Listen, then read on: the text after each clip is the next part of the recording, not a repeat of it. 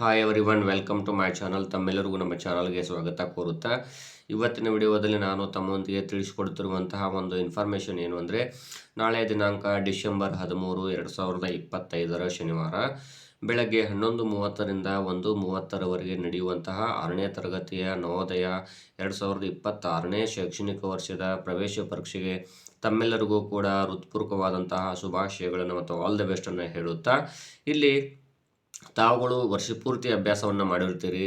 ಆದರೆ ಅದಕ್ಕೂ ಪೂರ್ವದಲ್ಲಿ ತಾವುಗಳು ಈ ವಿಡಿಯೋವನ್ನು ಮಿಸ್ ಮಾಡದೆ ನೋಡಿ, ಮತ್ತು ತಾವು ನಮ್ಮ ಚಾನಲ್ ಫಸ್ಟ್ ಟೈಮ್ ನೋಡ್ತಾ ಇರೋರು ಸಬ್ಸ್ಕ್ರೈಬ್ ಆಗಿ. ಇದರಿಂದ ನಮಗೆ ಶೈಕ್ಷಣಿಕ ವಿಡಿಯೋಗಳನ್ನು ನಾವು ಅಪ್ಲೋಡ್ ಮಾಡಲಿಕ್ಕೆ ನಮಗೆ ಇನ್ಸ್ಪಿರೇಷನ್ ಸ್ಫೂರ್ತಿ ಸಿಗುತ್ತೆ ಅಂತ ತಿಳಿಸುತ್ತಾ, ಇಲ್ಲಿ ನೋಡಿ, ನಾಳೆ ಪರೀಕ್ಷೆ ದಿನ ತಾವುಗಳನ್ನ ಈಗಾಗಲೇ ಬಹಳಷ್ಟು ವಿಡಿಯೋಗಳನ್ನು ಅಪ್ಲೋಡ್ ಮಾಡಿರುತ್ತೇನೆ. ಮೆಂಟಲ್ ಎಬಿಲಿಟಿಗೆ ಸಂಬಂಧಪಟ್ಟಂತಹ ಪ್ರಶ್ನೆಗಳಾಗಿರಬಹುದು, ಅಥವಾ ಇಲ್ಲಿ ಕನ್ನಡ ಭಾಷಾ ಪರೀಕ್ಷೆ ಆಗಿರ್ಬೋದು, ಮತ್ತು ಇಲ್ಲಿ ಗಣಿತ ವಿಷಯದ ಪ್ರಶ್ನೆ ಪತ್ರಿಕೆಗಳನ್ನು ಕೂಡ ಅಪ್ಲೋಡ್ ಮಾಡಿರುತ್ತೇನೆ, ಮತ್ತು ಪರೀಕ್ಷೆಯ ಸಂಪೂರ್ಣ ವಿಶ್ಲೇಷಣೆಯನ್ನು ಮಾಡಿರುತ್ತೇನೆ ಪ್ರಶ್ನೆ ಪತ್ರಿಕೆಯನ್ನು. ಇವತ್ತು ತಾವುಗಳು ಒಂದು ಸ್ವಲ್ಪ ಬ್ರೀಫ್ ಆಗಿ, ಸಿಂಪಲ್ ಆಗಿ, ಏನು ಅಂದರೆ ತಾವುಗಳು ಪರೀಕ್ಷೆಗೆ ಬೇಗನೆ ಹಾಜರಾಗಿ ಆದಷ್ಟು ಬೇಗ ಇಲ್ಲಿ 10:30ಕ್ಕೆ ತಮಗೆ ಪರೀಕ್ಷಾ ಕೇಂದ್ರ ಒಳಗೆ ಅವರು ನಿಮ್ಮನ್ನು ಅಲೌ ಮಾಡ್ತಾರೆ, ಅವಕಾಶ ಕೊಡ್ತಾರೆ ಒಳಗೆ ಹೋಗಲಿಕ್ಕೆ. ತಾವುಗಳು ಏನು ಮಾಡಿ, ಬೆಳಗ್ಗೆ ಬೇಗನೆ ಎದ್ದು 9:30 ಒಳಗಾಗಿ ತಾವುಗಳು ಆ ಪರೀಕ್ಷಾ ಕೇಂದ್ರಕ್ಕೆ ಹೋಗಿ ನಿಂತ್ಕೊಳ್ಳಿ. ಅಲ್ಲಿ ಹೋಗಿ ತಮ್ಮ ಹಾಲ್ ಟಿಕೆಟನ್ನು ತೆಗೆದುಕೊಂಡು ಹೋಗ್ತಾ ಇರ್ತೀರಿ, ಅದ್ರ ಜೊತೆ ಆಧಾರ್ ಕಾರ್ಡ್ನು ತೆಗೆದುಕೊಂಡು ಹೋಗಿ ಅಲ್ಲಿ ತಮಗೆ ಸಂಬಂಧಪಟ್ಟಂತಹ ನಂಬರ್ ಯಾವ ರೂಮಲ್ಲಿದೆ ಅಂತ ನೋಡ್ಕೊಳ್ಳಿ ಅಂತ ಹೇಳ್ತಾ ಇದ್ದೀನಿ. ಇನ್ನು ತಾವು ಪರೀಕ್ಷೆಗೆ ಹಾಜರಾಗ್ತಿದ್ರಲ್ಲ, ಸ್ವಲ್ಪ ಸಿಂಪಲ್ ಆಗಿ ತಮಗೆ ಹೇಳೋದಾದರೆ, ಇದೊಂದು OMR ಉತ್ತರ ಪತ್ರಿಕೆ ಆಗಿರ್ತದೆ. ಇಲ್ಲಿ ನೋಡಿ, ಅಭ್ಯರ್ಥಿ ಹೆಸರು ಇರ್ತದೆ, ಇಲ್ಲಿ ಕ್ರಮ ಸಂಖ್ಯೆ ಅಂತ ಇರ್ತದೆ, ರೋಲ್ ನಂಬರ್ ತಮ್ಮದು ಹಾಲ್ ಟಿಕೆಟಲ್ಲಿ ಇರುತ್ತೆ. ಇಲ್ಲಿ ಅಭ್ಯರ್ಥಿ ಹಸ್ತಾಕ್ಷರ ಅಂದರೆ ಸಿಗ್ನೇಚರ್ ಇರ್ತದೆ, ಅದು ಇಲ್ಲಿ ಕನ್ನಡದಲ್ಲಿ ಕೊಟ್ಟಿದ್ದಾರೆ. ಇನ್ನು ಇವೆಲ್ಲ OMR ಆನ್ಸರ್ ಶೀಟ್ ಆಗ್ತದೆ. ಇಲ್ಲಿ ಅದನ್ನು ತಾವು ನೆನಪಿನ ಇಟ್ಕೋಬೇಕು. ಇಲ್ಲಿ 80 ಪ್ರಶ್ನೆಗಳಿರ್ತವೆ, 100 ಅಂಕಗಳಿರ್ತವೆ ಅನ್ನೋದನ್ನು ತಾವು ಗಮನಿಸಬೇಕು. ಮೊದಲು ತಾವುಗಳು ಇಲ್ಲಿ ನೋಡ್ಬೋದು, ಇಲ್ಲಿ ಮೇನ್ ಬುಕ್ಲೆಟ್ ಕೋಡ್ ಅಂತ ಇರ್ತದೆ. ಇಲ್ಲಿ ಪ್ರತಿಯೊಬ್ಬರಿಗೂ ಚೇಂಜ್ ಇರುತ್ತೆ ಅದು. ಹಾಗಾಗಿ ತಾವುಗಳು ಯಾವುದೇ ವಿದ್ಯಾರ್ಥಿಗಳನ್ನು ನೋಡಿ ಬರಲಿಕ್ಕೆ ಹೋಗಬೇಡ್ರಿ, ಯಾಕಂದರೆ ಒಬ್ಬರ ಪ್ರಶ್ನೆಗಳು ಕೂಡ ಮತ್ತೊಬ್ಬರದು ಚೇಂಜ್ ಇರುತ್ತೆ ಅನ್ನೋದನ್ನು ತಾವು ನೆನಪಿನಲ್ಲಿ ಇಟ್ಕೊಳ್ಳಿ. ಅದೇ ರೀತಿ ಇಲ್ಲಿ ನೋಡ್ಬೋದು, ಇಲ್ಲಿ ಸಿಗ್ನೇಚರ್ ಇರ್ತದೆ ತಮ್ಮದು. ಅಲ್ಲಿ ಸಿಗ್ನೇಚರ್ ಆಫ್ ದ ಕ್ಯಾಂಡಿಡೇಟ್ ಅಂತ ಇರ್ತದೆ. ಅದೇ ರೀತಿಯಾಗಿ ಸಿಗ್ನೇಚರ್ ಆಫ್ ದ ಇನ್ವ್ಯಾಲಿಗೇಟರ್ ಅಂತ ಇರ್ತದೆ. ಅಲ್ಲಿ ವಿದ್ಯಾರ್ಥಿಗಳು ತಾವು ತಮ್ಮ ಸಿಗ್ನೇಚರ್ ಮಾಡಬೇಕು, ಮತ್ತು ಅಲ್ಲಿ ಸೂಪರ್ವೈಸರ್ ಇರ್ತಾರೆ, ರೂಮ್ ಸೂಪರ್ವೈಸರ್, ಅವರು ಸೈನ್ ಮಾಡ್ತಾರೆ. ಇಲ್ಲಿ 180 ಪ್ರಶ್ನೆಗಳಿದ OMR ಉತ್ತರ ಪತ್ರಿಕೆಯಲ್ಲಿ ಯಾವುದೇ ಪ್ರಶ್ನೆಯನ್ನು ಬಿಟ್ಟು ಬರಬೇಡಿ ಅಂತ ಹೇಳ್ತಾ ಇದ್ದೀನಿ. ಇನ್ನು ಇಂಪಾರ್ಟೆಂಟ್ ಏನಪ್ಪ ಅಂದರೆ, ಒಟ್ಟಾರೆಯಾಗಿ ಏನು ಎಕ್ಸಾಮ್ ಅನ್ನೋದ್ರ ಬಗ್ಗೆ ಸಿಂಪಲ್ಲಾಗಿ ಹೇಳ್ತೇನೆ ನಿಮಗೆ. ಮೊದಲಿಗೆ ನೋಡ್ಬೋದು, ಇಲ್ಲಿ ವಿಭಾಗ 1 ಬುದ್ಧಿ ಸಾಮರ್ಥ್ಯ ಪರೀಕ್ಷೆ ಭಾಗ 1 ಏನಂದರೆ, ಇದು ಮೊದಲನೇದಾಗಿ 4 ಸಮಸ್ಯೆ ಚಿತ್ರಗಳನ್ನು ಕೊಟ್ಟಿರ್ತಾರೆ. ಇದರಲ್ಲಿ 3 ಚಿತ್ರಗಳು ಸಮನಾಗಿರ್ತಾವೆ. ಯಾವುದೋ ಒಂದು ರೀತಿಯಿಂದ ಒಂದು ಚಿತ್ರ ಮಾತ್ರ ಡಿಫ್ರೆಂಟ್ ಆಗಿರುತ್ತೆ, ಅದನ್ನು ತಾವು ಕಂಡುಹಿಡ್ಕೋಬೇಕು. ಇಲ್ಲಿ ನೋಡ್ಬೋದು, ಇದೊಂದು ಉದಾಹರಣೆ ತಿಳಿಸ್ತೀನಿ ನಿಮಗೆ. ಇಲ್ಲಿ 6 ಭಾಗಗಳು, 5 ಭಾಗಗಳು, ಇದು 4 ಭಾಗಗಳು, ಇದೊಂದು ಡಿಫ್ರೆಂಟ್ ಆಗಿದೆ. ಇದನ್ನು ತಾವು ಇದು ಆನ್ಸರ್ ಯಾವುದಾಗುತ್ತೆ ಅಂತ C ಅಂತ ಹೇಳ್ತೀರಿ. ಅದೇ ರೀತಿ ಇಲ್ಲಿ ನೋಡ್ಬೋದು, ಭಾಗ 2ಕ್ಕೆ ಸಂಬಂಧಪಟ್ಟಾಗಿ ಇಲ್ಲಿ ಏನು ಸಮಸ್ಯೆ ಚಿತ್ರ ಇದೆಯಲ್ಲ, ಇದೇ ರೀತಿ ಒಂದು ಚಿತ್ರ ಇಲ್ಲಿರುತ್ತೆ. ಇದನ್ನು ನಾವು ಸರಿಯಾಗಿ ನೋಡ್ಕೋಬೇಕು. ತಾವು ಯಾವುದಾಗುತ್ತೆ ಅಂತ ಹೇಳಿ ಇದೇ ಸೇಮ್ ಆಗಿರೋ ಚಿತ್ರ ಇಲ್ಲಿರುತ್ತೆ, ಅದನ್ನು ತಾವು ಹಾಕಬೇಕಾಗುತ್ತೆ.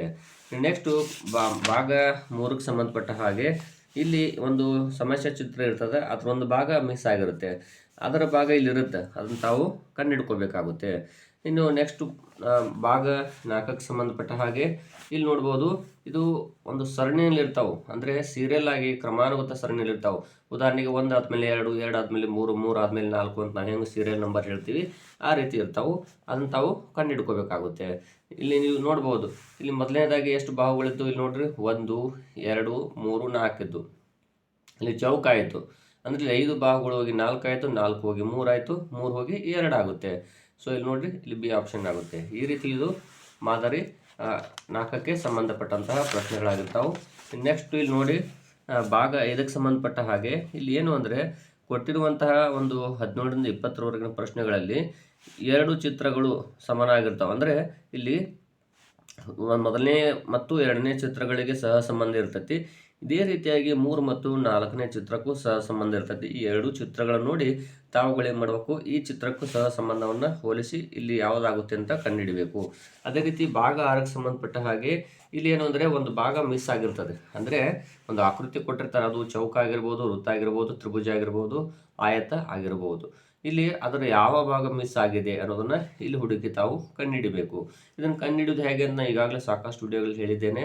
ಈ ರೀತಿ ಇರ್ತದಲ್ಲ, ಇದನ್ನು ತಾವು ಭಾಗ ಕಟ್ ಆಗಿರೋದನ್ನು ತಾವು ಇಲ್ಲಿ ಜೋಡಿಸ್ಕೋಬೇಕು. ಅದರ ಒಳಗಡೆ ಬರುವಂತಹ ಒಂದು ಭಾಗ ಇದೆಯಲ್ಲ, ಇಲ್ಲಿ 4 ಆಪ್ಷನ್ಸ್ಗಳಲ್ಲಿ ಒಂದು ಇರುತ್ತೆ, ಅದನ್ನು ತಾವು ಕಂಡುಹಿಡಿಬೇಕಾಗುತ್ತದೆ. ನೀವು ನೆಕ್ಸ್ಟು ಮತ್ತು ಭಾಗ 7ಕ್ಕೆ ಸಂಬಂಧಪಟ್ಟ ಹಾಗೆ ಇಲ್ಲಿ ಏನೆಂದರೆ, ಒಂದು ಸಮಸ್ಯೆ ಚಿತ್ರ ಕೊಟ್ಟಿರ್ತಾರೆ, ಅದನ್ನು XY ರೇಖೆ ಮೇಲೆ ಕನ್ನಡಿಯನ್ನು ಹಿಡಿದಾಗ ಈ ಚಿತ್ರ ಯಾವ ರೀತಿ ಮೂಡ್ತದೆ, ಇದರ ಪ್ರತಿಬಿಂಬ ಯಾವ ರೀತಿ ಮೂಡುತ್ತೆ ಅನ್ನೋದನ್ನು ಕಂಡುಹಿಡಿಬೇಕಾಗುತ್ತೆ. ಇಲ್ಲಿ 4 ಆಪ್ಷನ್ಸ್ ಇರ್ತಾವೆ, ಅದನ್ನು ತಾವು ಕಂಡುಹಿಡ್ಕೋಬೇಕು. ಅದೇ ರೀತಿಯಾಗಿ ಭಾಗ 8ಕ್ಕೆ ಸಂಬಂಧಪಟ್ಟ ಹಾಗೆ ಇಲ್ಲಿ ಏನು ಅಂದರೆ, ಒಂದು ಚೌಕಾಕಾರದ ಹಾಳೆಯನ್ನು ಕೊಟ್ಟಿರ್ತಾರೆ, ಅದನ್ನು ಇಲ್ಲಿ ಕಟ್ ಮಾಡಲಾಗಿರ್ತದೆ ಅಥವಾ ಅದನ್ನು ಪಂಚಿಂಗ್ ಮಾಡಿರ್ತಾರೆ, ಅದನ್ನು ಹೋಲ್ ಕೂಡ ಹಾಕಿರ್ತಾರೆ. ಅದನ್ನು ಚೌಕಾಕಾರದ ಹಾಳೆಯನ್ನು ಓಪನ್ ಮಾಡಿದಾಗ ಯಾವ ರೀತಿ ಚಿತ್ರ ಕಾಣುತ್ತೆ ಅನ್ನೋದನ್ನು ತಾವು ಇಲ್ಲಿ ಕಂಡುಹಿಡಿಬೇಕಾಗುತ್ತದೆ. ಇದ್ರ ಬಗ್ಗೆ ನಾನು ಸಾಕಷ್ಟು ವಿಡಿಯೋಗಳನ್ನು ಮಾಡಿರ್ತೇನೆ, ನಮ್ಮ ಚಾನಲನ್ನು ವೀಕ್ಷಿಸಬಹುದು ಅಂತ ಹೇಳ್ತಾ ಇದ್ದೀನಿ. ನೆಕ್ಸ್ಟ್ ಪ್ರಶ್ನೆ ನೋಡ್ಬೋದು. ಇಲ್ಲಿ ಏನಾಗಿದೆ ಅಂದರೆ, ಒಂದು 3 ಭಾಗಗಳನ್ನು ಕೊಟ್ಟಿರ್ತಾರೆ, ಬಿಡಿಯಾದಂಥ ಒಂದು ತುಂಡುಗಳನ್ನು ಕೊಟ್ಟಿರ್ತಾರೆ. ಇವುಗಳನ್ನು ಜೋಡಿಸಿದ ಮೇಲೆ ಒಂದು ಆಕೃತಿ ತಯಾರಾಗುತ್ತೆ. ಆದರೆ ಇವು 3 ಭಾಗಗಳಿರಬೇಕು ಅಂತ ಯಾವುದು ಅನ್ನೋದನ್ನು ತಾವು ಇಲ್ಲಿ ನೋಡ್ಕೋಬೇಕಾಗುತ್ತೆ. ಇಲ್ಲಿ ನೋಡ್ರಿ, 3 ಭಾಗಗಳು ಕೂಡಿಸಿದ್ರೆ ಯಾವುದಾಗುತ್ತೆ ಇದರಲ್ಲಿ, ನೀವೇ ನೋಡ್ರಿ, ವಿಚಾರ ಮಾಡಿರಿ. ಇಲ್ಲಿ ನೋಡ್ರಿ, ಇಲ್ಲಿ ಡಿ ಆಪ್ಷನ್ ಆಗುತ್ತೆ ನೋಡಿ, ಈ ರೀತಿಯಾಗಿ.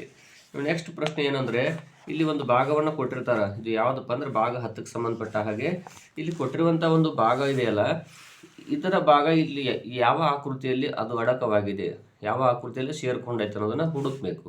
ಅದಕ್ಕೆ ಭಾಗ 10 ಅಂತ ಕರೀತಾರೆ. ಇವು ಮೆಂಟಲ್ ಎಬಿಲಿಟಿಗೆ ಸಂಬಂಧಿಸಿದ ಪ್ರಶ್ನೆಗಳಾಗಿವೆ. ಇವು ನೆಕ್ಸ್ಟ್ ಬರೋದೇನು ಅಂದರೆ ಅಂಕಗಣಿತದ ಪ್ರಶ್ನೆಗಳು.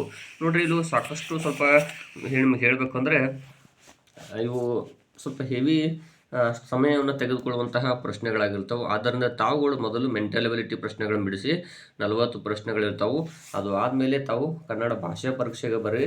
ಇಲ್ಲಿ ನೋಡ್ರಿ, ಇದರಲ್ಲಿ 20 ಪ್ರಶ್ನೆಗಳು 25 ಅಂಕಗಳಿರ್ತಾವೆ. ಸೊ ಆದಷ್ಟು ನೀವು ಮೊದಲು ಮೆಂಟಲ್ ಎಬಿಲಿಟಿ ಮತ್ತು ಕನ್ನಡ ಭಾಷಾ ಪರೀಕ್ಷೆಗೆ ತಾವು ಪ್ರಯತ್ನಿಸಬೇಕು. ಇಲ್ಲಿ 4 ಉತ್ತರಗಳು ಕೊಟ್ಟಿದ್ದಾರೆ. ಕಡೆಗೆ ಇವು ಲೆಕ್ಕಗಳನ್ನು ಮಾಡಬೇಕಾದ್ರೆ ಕೆಳಗಡೆ ಕಚ್ಚಾ ವರ್ಕನ್ನು ಲಾಸ್ಟ್ಗೆ ಒಂದು 2 ಪೇಜು ಖಾಲಿ ಬಿಟ್ಟಿರ್ತಾರೆ ಕ್ವಶನ್ ಪೇಪರಲ್ಲಿ, ಅಲ್ಲಿ ತಾವು ಪ್ರಾಕ್ಟೀಸನ್ನು ಮಾಡಿ.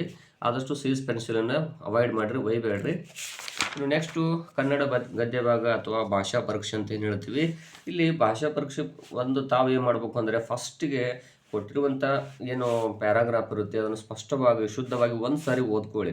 ತದನಂತರ ಏನು ಕ್ವಶನ್ ಕೊಟ್ಟಿದ್ದಾರೆ ನೀವು ಉತ್ತರವನ್ನು ಹುಡುಕಬೇಡಿ. 4 ಆಪ್ಷನ್ಸ್ಗಳಲ್ಲಿ ಮೊದಲು ಯಾವುದು ಆಪ್ಷನ್ಸ್ ಆಗೋದಿಲ್ಲ ಅದನ್ನು ತಾವು ತೆಗಿತಾ ಹೋಗಬೇಕು. ಕಡೆಗೆ ಒಂದು ಉತ್ತರ ಉಳಿತದೆ. ಈಗ ಉದಾಹರಣೆ 4 ಆಪ್ಷನ್ಸ್ಗಳದಾವ ಅಂದಾಗ ಯಾವುದು ಆಗೋದಿಲ್ಲ ಅನ್ನೋದನ್ನು ಮೊದಲು ತೆಗ್ತಾ ಹೋಗಿ, ಅವಾಗ ಒಂದು ಆನ್ಸರ್ ನಿಮಗೆ ಸಿಕ್ಕೇ ಸಿಗುತ್ತದೆ. ಈ ರೀತಿ ಮಾಡಿದರೆ ನಿಮಗೆ ಔಟ್ ಆಫ್ ನೀವು ಮಾರ್ಕ್ಸನ್ನು ತೆಗಿಬೋದು. ನೀವು ಬರೀ ಉತ್ತರವನ್ನು ಹುಡುಕ್ತಾ ಹೋದರೆ ಕನ್ಫ್ಯೂಸ್ ಆಗಿಬಿಡ್ತೀರಿ. ಮತ್ತು ಇಲ್ಲಿ ಅಪ್ಲೈಡ್ ಕ್ವಶನ್ಸ್ಗಳಿರ್ತಾವೆ, ಅನ್ವಯದ ಪ್ರಶ್ನೆಗಳು. ಕೆಲವೊಂದೆರಡು ಪ್ರಶ್ನೆಗಳು ನಿಮ್ಮ ಬುದ್ಧಿಮಟ್ಟವನ್ನು ಪರೀಕ್ಷಿಸಲಿಕ್ಕೆ ಅವು ಕ್ವಶನನ್ನು ಕೇಳಿರ್ತಾರೆ. ಹಾಗಾಗಿ ಸ್ವಲ್ಪ ನಿಧಾನವಾಗಿ ವಿಚಾರ ಮಾಡಿ ಓದಬೇಕು ಅಂತ ಹೇಳ್ತಾ ಇದ್ದೀನಿ. ಈ ರೀತಿಯಾಗಿ ತಾವು ಇಲ್ಲಿ ಸಂಪೂರ್ಣ ಎಕ್ಸಾಮ್ಗೆ ಸಂಬಂಧಪಟ್ಟಂತೆ OMR ಆನ್ಸರ್ ಶೀಟ್ನಲ್ಲಿನೂ ಕೂಡ ಯಾವುದೇ ಏನಿದು ಕಾಟ್ ಹೋಗೋದಾಗಲಿ ಅಥವಾ ಇಲ್ಲಿ ತಪ್ಪಾಗಿದೆ ಅಂತೇಳಿ ತಿಳಿಯುವುದಾಗಲಿ ಏನೂ ಮಾಡಲಿಕ್ಕೆ ಹೋಗಬೇಡಿ ಅಂತ ಹೇಳ್ತಾ ಇದ್ದೀನಿ. ಇದು OMRಗೆ ಸಂಬಂಧಪಟ್ಟ ಹಾಗೆ ಆಯಿತು. ಆದಷ್ಟು ಪರೀಕ್ಷೆಗೆ ಬೇಗನೆ ಹಾಜರಾಗಿ ಗೊಂದಲಗಳಿಗೆ ಒಳಗಾಗಬೇಡಿ. ಯಾಕೆಂದರೆ ಪರೀಕ್ಷೆಗಳಲ್ಲಿ 5ನೇ ತರಗತಿ ವಿದ್ಯಾರ್ಥಿಗಳು ಇನ್ನೂ ನಿಮ್ಮ ಅಷ್ಟೊಂದು ಗೊಂದಲಗಳಿಗೆ ಒಳಗಾಗಿ ಅವಸರದಿಂದ ಯಾವುದಾದ್ರೂ ಆನ್ಸರನ್ನು ಹಾಕಿ ಬರುವುದರಿಂದ ನೀವು ಎಕ್ಸಾಮಲ್ಲಿ ಸಕ್ಸಸ್ ಆಗಲಿಕ್ಕೆ ಆಗುವುದಿಲ್ಲ. ಮೊದಲನೇದಾಗಿ ನಾನು ಹೇಳಿದಾಗೆ OMR ಆನ್ಸರ್ ಶೀಟ್ನ ನಿಮ್ಗೆ ತೋರಿಸ್ತೀನಿ.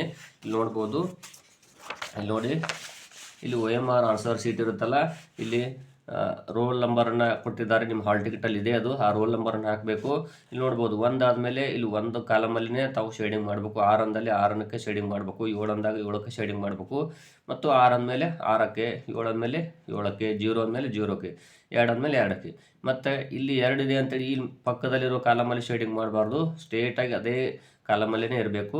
ಈ ಮೇನ್ ಟೆಸ್ಟ್ ಬುಕ್ಲೆಟ್ ನಂಬರ್ ಅಂದರೆ ಕ್ವಶನ್ ನಂಬರ್ ಬುಕ್ಲೆಟ್ ನಂಬರ್ ಇರ್ತದಲ್ಲ ಅದು ಇರುತ್ತೆ. ಯಾರು ಕೂಡ ಇವುಗಳನ್ನ ಮತ್ತೊಬ್ಬರು ನೋಡಿ ಹಾಕಬೇಡಿ, ಪ್ರತಿಯೊಬ್ಬರು ನಂಬರ್ ಚೇಂಜ್ ಆಗಿರುತ್ತೆ.